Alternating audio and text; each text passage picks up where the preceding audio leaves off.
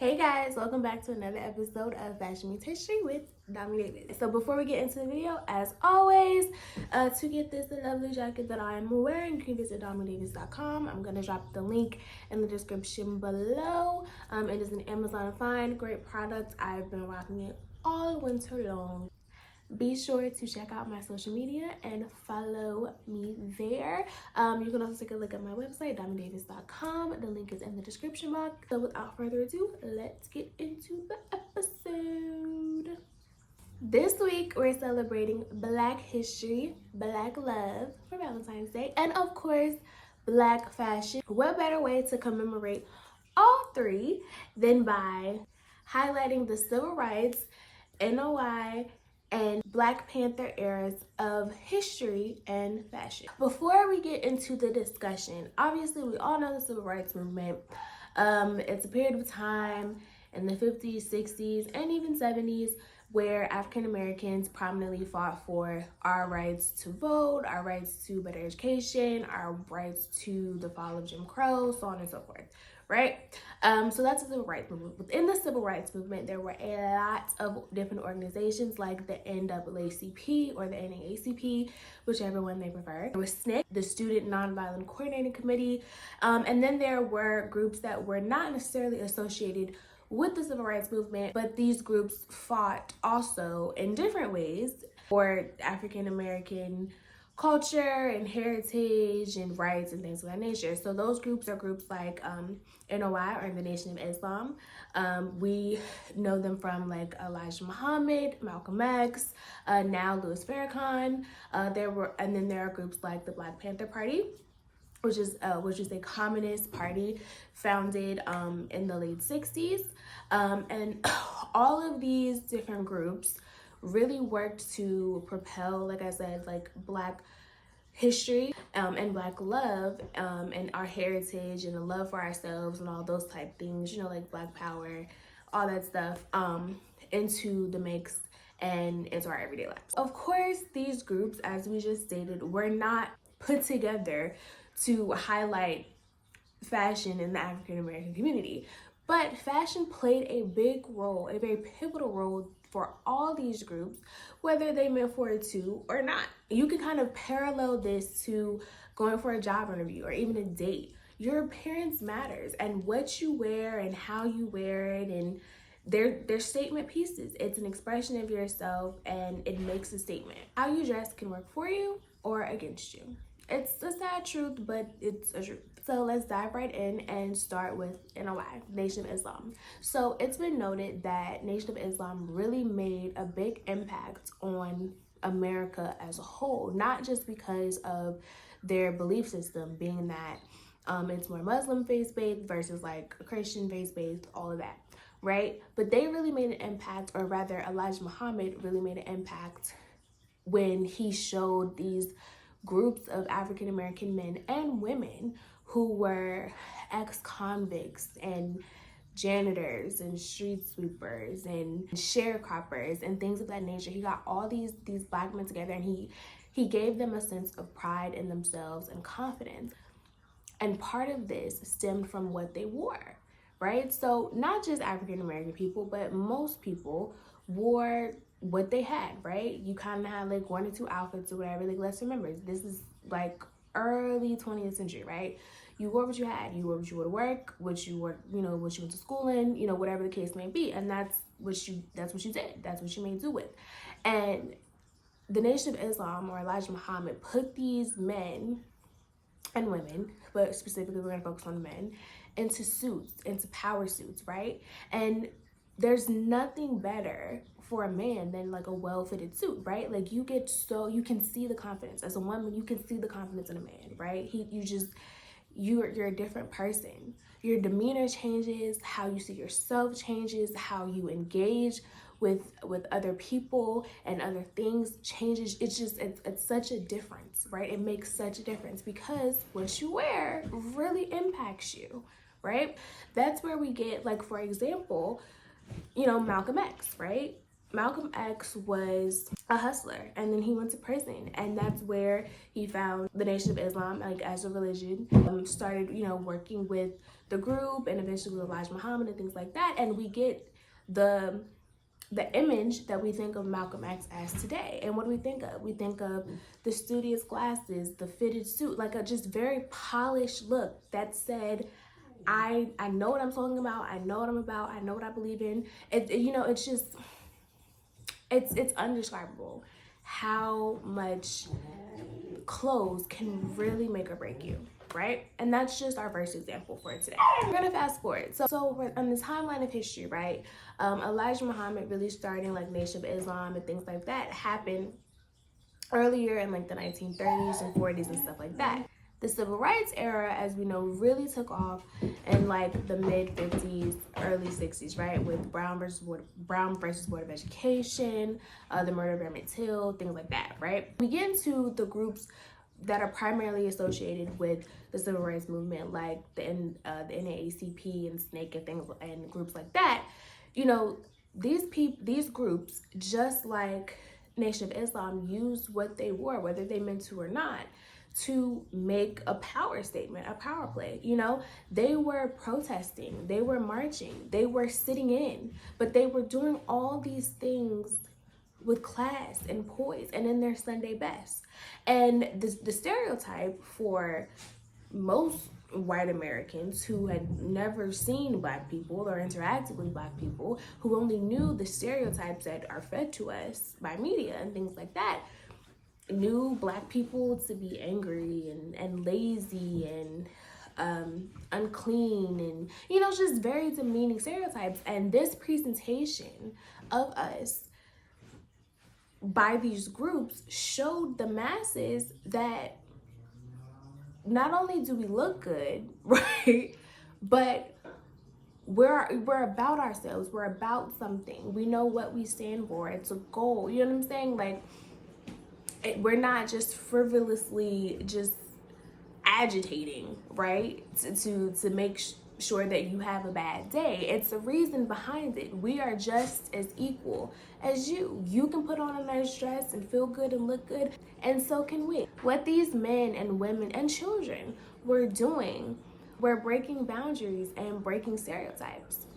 Let's take a look at Diane Nash. For those of you who don't know, Diane Nash was one of the founding members of SNCC, the Student Nonviolent Coordinating Committee, and later she went on to play a pivotal role in the overall civil rights movement as well. As a member of SNCC, she was kind of the forefront, the spokesperson, the liaison for SNCC and SNCC's activities. One of the most notable activities being the Freedom Rides, right, in the 60s. And once again, for many white Americans or just other non-Black Americans, right, the perception of the Freedom Riders, these students that are organizing, right, was not what we know it to be today. It wasn't like, oh, they're trying to get voting rights for everybody, or they're trying to have, you know, inclusive education. It wasn't that. They were just seen as these Aggie kids that are just out here doing stuff to piss older people off, right?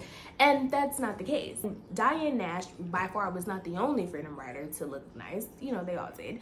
But when you saw that image at the forefront, you saw, oh, no. These are wholesome students. These are students that are about something. These are intelligent people. You know what I'm saying? It just really changed the perception of it. These kids were not seen for their dignity and humanity and their composure and their class and facing this racism every day, every time they got off the bus. They weren't seen for that. They were just seen as being unruly. But this image, not only of Diane Nash, but like I said, of all of them, of these well-dressed, well-behaved, well-polished, well-put-together, intelligent students, changed the narrative.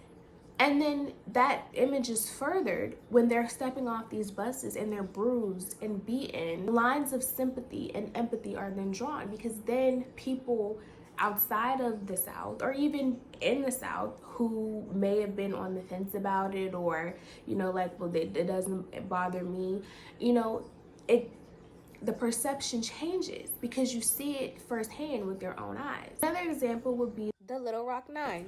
right? The 5 high school students who integrated Little Rock Central High School. These teenagers every day got up, well dressed, looking immaculate.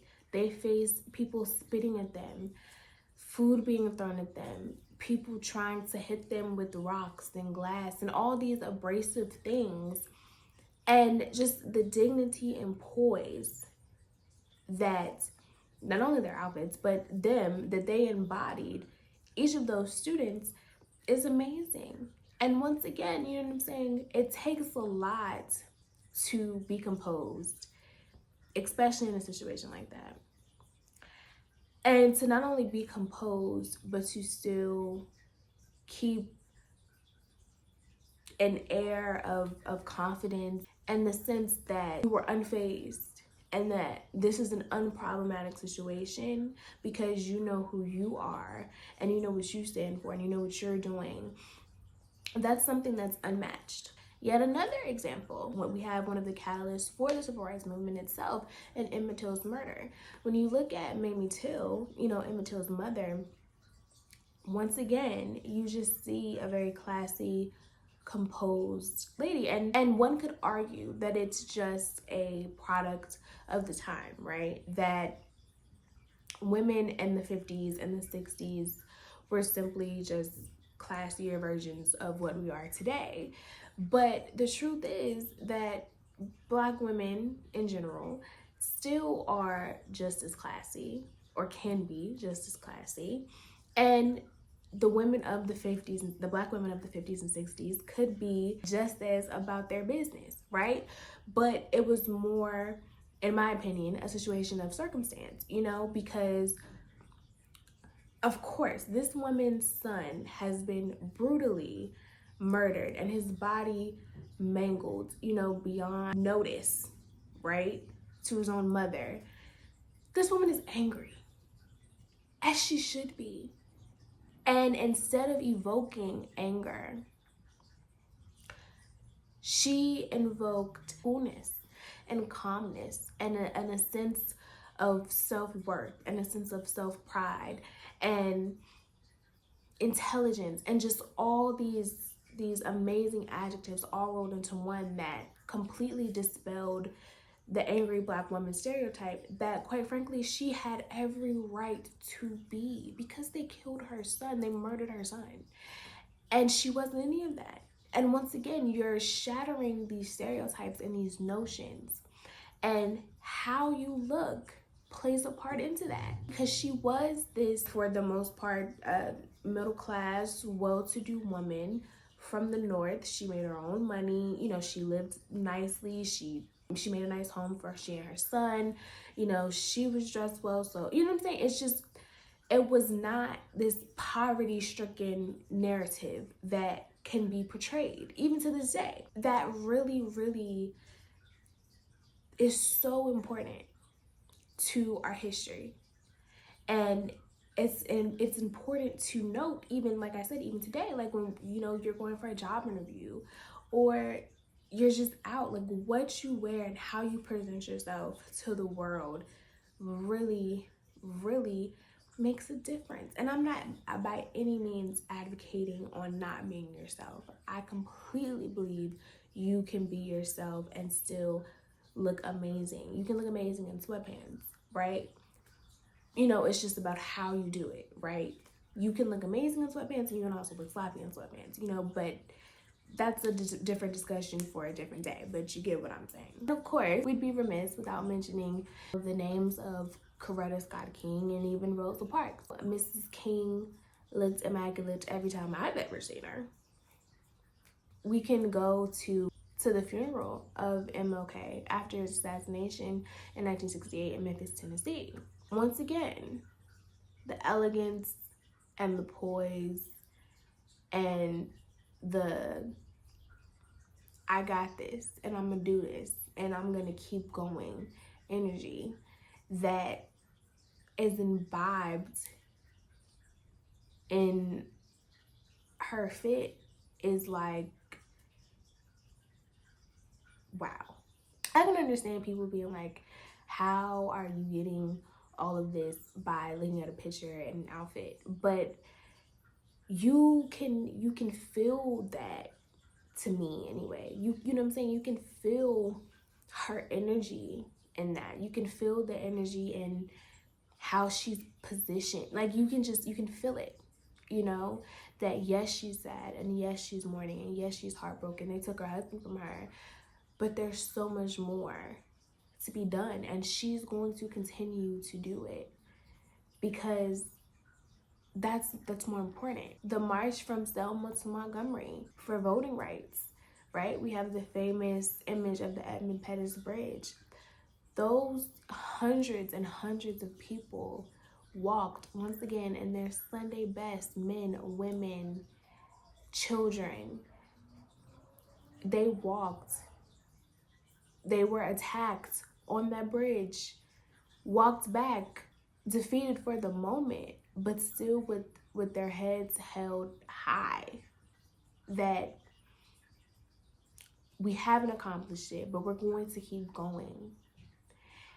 And once again, to the world, because all of this is televised, not necessarily in real time as we would see today, but these images are being shown of these people being attacked and clubbed and, you know, water hose and all these things, and these people are seeing it and seeing firsthand that these people are peaceful and controlled and dapper, and they're just using their American right to protest, and they're being maliciously maligned in front of us. And it's sad to say, but if they were out there protesting in sweatpants, it would not have had the same effect. And to think that it would, especially in that day and age, would be ignorant, in my opinion, because in that time period, more specifically, what you wore and how you presented yourself was, I don't want to say of greater importance, because I think, you know, we care about what we look like today. Hello, Instagram, TikTok, right? But there's a difference in it, right? Because we now have, and I'm not just Black people in this instance, but the generations after this, right, after the 50s and 60s, you know, I guess post-boomer, right, we have had the luxury of being able to make anything look good, which is a quote from my uncle, right? He says all the time, whatever I have on, I look good, right? And the reason why I say it's a luxury is because, quite frankly, you could go today to an interview in jeans or sweatpants. I've seen it. I've seen people do it. And I'm not knocking it, right? But especially for, you know, like what we would think of as like a corporate job or something like that, right? That would not have worked in the 50s and the 60s and even the 70s, right? We could say the same thing for things like athletes, right? We watch athletes literally put on their own variation of a lot of things, and, you know, to each his own personal style, right? But that would not have flown for any type of athlete, Black, white, gray, whatever, in that period of time, because it wasn't done. It wasn't societally acceptable. It wasn't a social norm, you know? And so what you wore very much had to be a part of the movement and how the movement progressed and how it was perceived by the people who needed to receive it, you know, because the movement was not for Black people. We didn't need to receive that we needed voting rights. We didn't need to receive that lynching was wrong, right? Other people needed to receive that. And the image had to be palatable to other people. And that is where what you wear and what you have on and how you're presenting the image makes sense. And even now, right, in any form of marketing, right, you have to know your audience.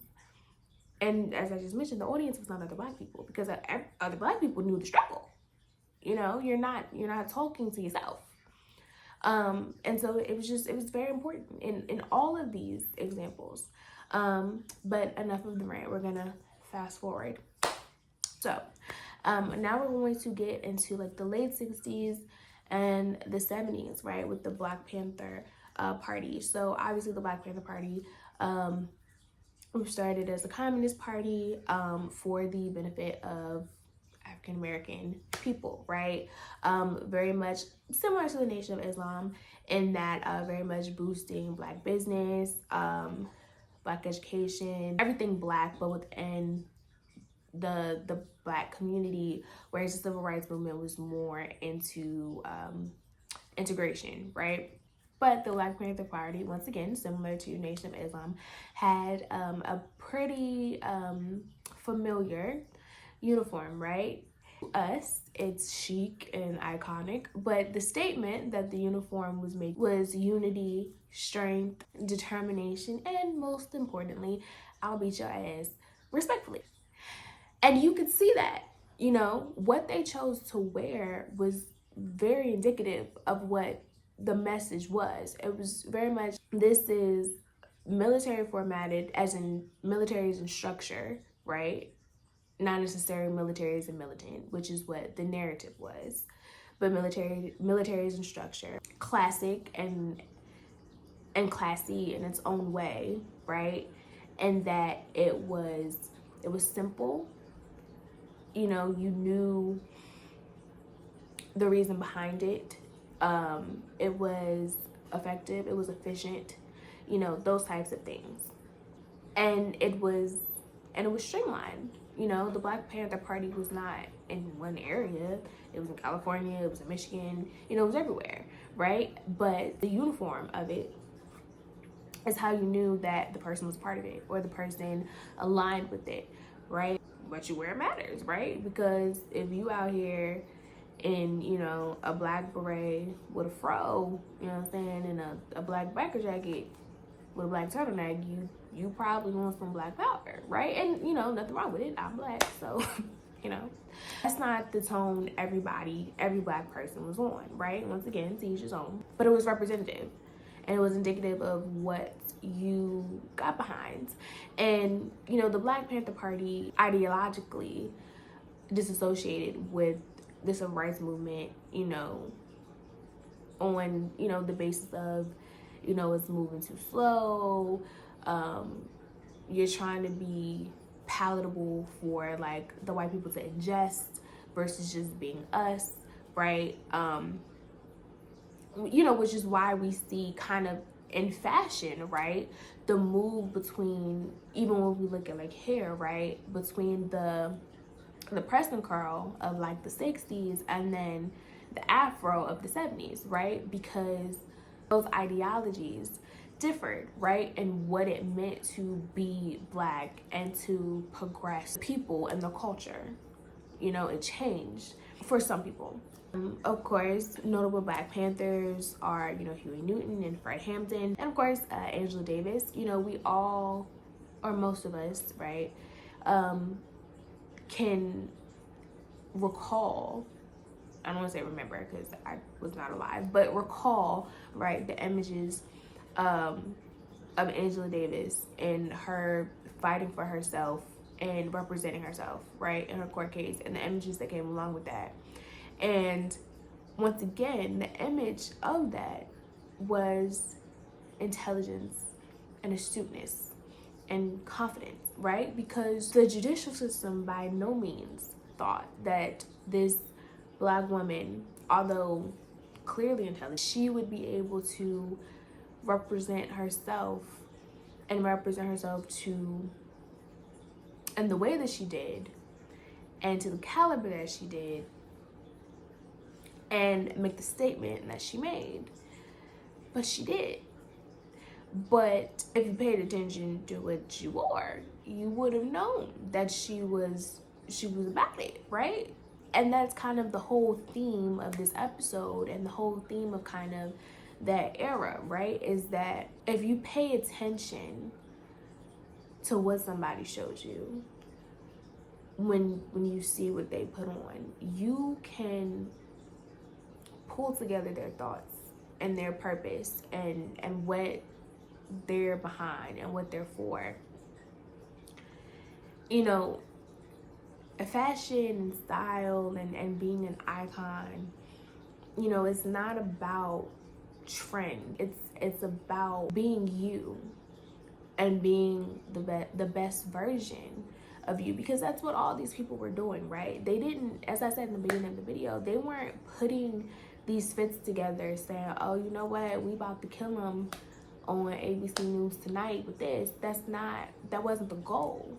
The goals were, we need to be unified, we need to look strong, we need to look dignified, we need to look classy, we need to, you know, there were reasons for the attire that they chose. And I'm not saying we got away from that in today's age. In what we put on, we haven't gotten away from that. You know, and what we choose to wear. Because I still think people choose, you know, what they want to wear. And they make statements with it all the time, right? That's how we get trends, right? Somebody who was just being their self made a statement. And the rest of us was like, oh, it's a pretty hot statement, right? But it's how we receive. We've gotten away from receiving it and recognizing the message that's attached to it and how it can be important. The fight for Black people has not stopped. You know, there's been progressions, there's been regressions, but it has not stopped. Even though, you know, it's tragic when you think of a scenario like George Floyd's murder. That's a tragedy. But the beauty in that was that there was unity racially, there was unity among countries, you know, and there were nationwide protests and worldwide protests, and there was uproar and there was outrage for the mistreatment of this human being. And that is a beautiful thing to see. But what also happened was that in the mix of that, a narrative was also portrayed where people saw thugs and rioters and agitators, right? To use the word from a previous time. And that wasn't the goal. Did they see that, and could they say that because we were out there in sweatpants, right? I mean, I was there, you know what I'm saying? It was a pandemic, we was all chilling. It's just food for thought. But other people that didn't get it, did parts of the media that weren't allied or aligned with the goal, did they not see what the statement was? You know, because of something as simple as what we look like. And not just with our skin, but what we look like in general, the clothes that we chose to wear. Food for thought. That is our episode for this week of Fashion Meets History. I hope you enjoyed it. I know it's a little bit different. It wasn't like necessarily directly fashion tidbits, but I hope that my viewpoint makes us think a little bit, starts a conversation. Like always, if you have comments, please share below. If you have any ideas or recommendations for new episodes, you can also drop those in the comments. Be sure to check out my social media handles and follow me there, as well as my website, diamonddavis.com. The link will be in the description. And that is a wrap. I will see you guys next week.